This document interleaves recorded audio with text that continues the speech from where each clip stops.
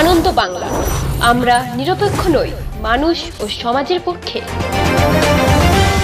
নিবেদন করছে RP club private limited এবং Leo, a large EV and solar innovation. সহ নিবেদক বারডোয়ান ইউনিটেড টেকনিক্যাল ইনস্টিটিউট, যে দেয় চাকরি ও ভবিষ্যতের গ্যারান্টি।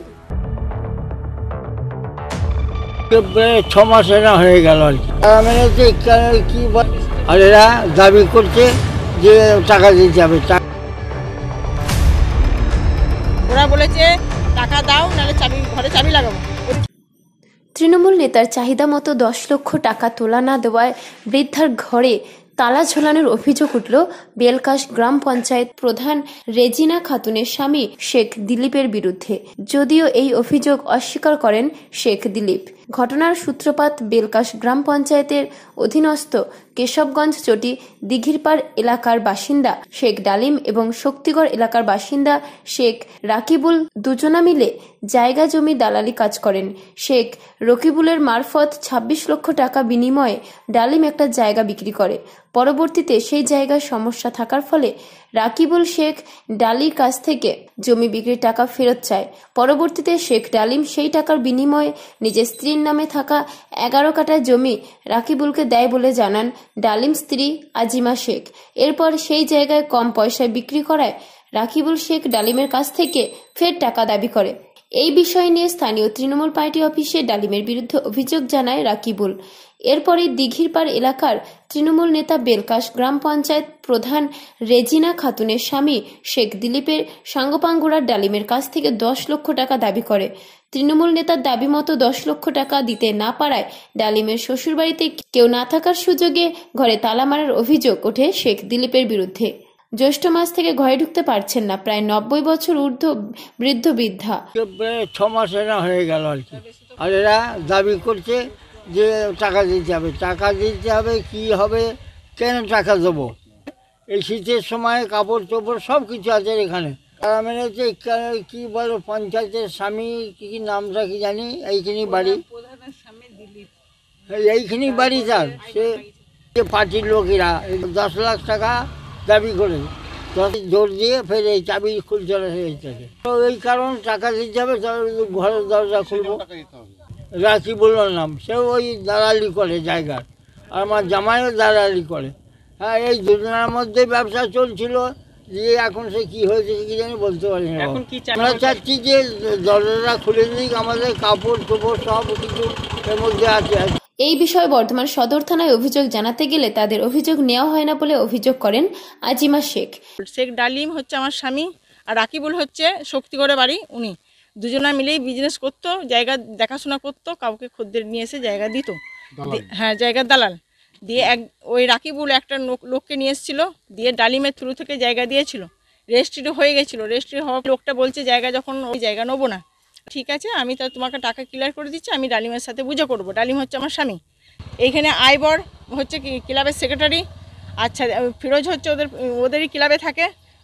আমাদের যে থেট করেছে আইবর, ফিরোজ, এরা সব ছিল এখানে, জনাই ছিল, এরা সব ছিল আর কি, সবাই আছে। আর দিলীপ আমাদের সামনে আসেনি। দিলীপের থ্রু থেকেই কাজটা হচ্ছে না। পার্টিতে অফিসে বসে ওদের সঙ্গেই কাজ করে। আইবর বলেছে চাবি যদি খোলা হয় হাত দুটো কেটে দেবো। আমার স্বামীকে বলেছে। ঘরে তালারা আইবর মেরেছে, ফিরোজ মেরেছে। ওরা বলেছে টাকা দাও, নাহলে ঘরে চাবি লাগাবো। ওরেছি চাবি খুলে দাও, খোলেনি, আমাকে পিড়াই ঘুরিয়েছে। তখন আমি বুঝতে পারলাম থানাও আমাদের নেবে না। আমি ক্লাবে এলাম যে চাবি কেন লাগালে, কি বিষয়। তখন বলছে এই বিষয়, আমাদেরকে টাকা দিতে হবে। কত টাকা? 11,75,000। আমি ঠিক আছে, ও টাকা দিতে হবে, চাবি খুলবো। তো এটা কি কারণ? বেলকাশ গ্রাম পঞ্চায়েত প্রধানের স্বামী শেখ দিলীপের সাথে টেলিফোনে যোগাযোগ করা হলে পুরো বিষয় অস্বীকার করে তিনি বলেন এই ধরনের ঘটনা তিনি জানেন না, পার্টিগত কোনো সম্পর্ক নেই। যদি কেউ তালা মেরে থাকে তাহলে বিষয়টা জেনে তিনি তালা খোলার ব্যবস্থা করবেন বলে জানান। হ্যালো, দিলীপ বাবু বলছেন? আপনার নামে যে অভিযোগ উঠেছে যে আপনারই এলাকাতে এক বৃদ্ধ লোকের বাড়িতে আপনারা তালা মেরে গেছেন এবং 10 লক্ষ টাকা ডিমান্ড করেছেন। ওইসব পার্টিগত এটা কোনো ব্যাপারই নাই। না, ও বাজে কথা, মিথ্যা কথা বলছে। এনে পার্টিগত কোনো ইনভলভই নাই, আর পার্টিগত কোনো কথাই নাই, পার্টিতে কোনো বসেই নাই ওর সাথে। না, আমাদের সাথে একবার জায়গা নিয়ে আর ডালিমের সাথে কথা হলো, সে তো আমাদের অফিসে আসে নাই, মিটে গেছে। আমাদের জায়গা নেই, তো আমাদের এইসব বিষয়ে কোনো বিষয় নাই পার্টিগত ব্যাপারে। আর ডালিমকে নিয়ে আমাদেরও এইসব পার্টিগতরও যে ওর সাথে জায়গা জমি নিয়ে যে আমরা কোনো জায়গায় বসেছি আর বসেছি, এসব কোনো বিষয়ই হয় নাই। নাই পার্টিগত আমাদের কিছু বলে নাই। না আপনার তো ওই না না বিষয়টা এইরকম বিষয় কিছু জানাই না। কি চোখে দেখছি বলতে বিষয়টা তো আমি তো জানিই না, আমি বিষয়টা তাহলে খবর লিখছি যে জানছি বিষয়টা আমরা তো যদি জানতাম তাহলে তো হতো, আমাদের তো বললে তো আমরা বিষয়টা দেখতাম, আমাদের তো বলে নাই। জানি না, আমি বিষয়টাকে জানি আমি, ঠিক আছে ঠিক আছে। আপনি কি তালা খোলার কোনো ব্যবস্থা করবেন? হ্যাঁ যদি করে থাকে তাহলে খুলে দিতে হবে, তাহলে খুলবে না কেন? বিডিওর চেয়ারপারসন তথা বর্ধমান ব্লক সভাপতি কাকুলি গুপ্তা বলেন, তবে কানাঘুষে একটু শুনছিলাম যে এই ধরনের একটা ঘটনা, মানে 10 লক্ষ টাকা কারো কাছে চাওয়া হচ্ছে, এরকম একটা ঘটনা সামনে আসছিল। মানে দুদিন পর অভিযোগটা আসবে এরকমই একটা শুনছিলাম। তা আমি কার অভিযোগ কী অভিযোগ কোনো কিছুই জানতাম না। এবার সেই ভদ্রলোক যার বাড়িতে তালা মেরেছে, ভদ্রলোক যদি আমার কাছে এসে পৌঁছন তবেই আমি কিন্তু এটার একটা সুষ্ঠু সমাধানের পথ নিশ্চয়ই খুঁজে বার করব এবং সেটা অতি সত্বর করব। কারো বাড়িতে কেউ তালা মেরে দেবে এটা কাম্য নয়। যাই ঘটুক না কেন সেটা বসে আলোচনা হতে পারে, সমাধানের অনেক পথ আছে, কিন্তু বাড়িতে তালা মারার ফলে তাদের যে অসুবিধাটা দেখা দিচ্ছে এটা তো কোনোভাবেই কাম্য নয়। আমি যদি উনি আসেন আমি নিশ্চয়ই এটা নিয়ে সঙ্গে সঙ্গেই ব্যবস্থা নেব। অভিযোগ পাচ্ছেন, আমরা বর্তমানে এই অভিযোগ অনেক কিছুই পাচ্ছি। রিসেন্ট একটা ঘটনার পর থেকে আরও বেশি ব্যাপারটা প্রকটভাবে জানতে পারছি। তো নিশ্চয়ই এটা নিয়ে আমরা আলোচনা করব। যদি আমাদের সমাধানের পথ আমরা খুঁজে বার করতে পারি বা ওকে যদি বোঝাতে পারি, বলতে পারি, তাহলে এগুলো বন্ধ আমাদের করতেই হবে। কারণ দলকে কোনোভাবে কেউ কলুষিত করবে ব্যক্তিগত স্বার্থে, এটা কিন্তু মেনে নেওয়া যাবে না। তার জন্য আমাদেরকে যদি ব্যবস্থা নিতে হয় আমরা উপর মহলেও জানানোর চেষ্টা করব এবং জানিয়ে যাতে এটা সমাধান হয়, এলাকার মানুষ যাতে শান্তিতে থাকতে পারে তার ব্যবস্থা। পূর্ব বর্ধমান থেকে দেবাশিস ঘোষের রিপোর্ট, আনন্দ বাংলা।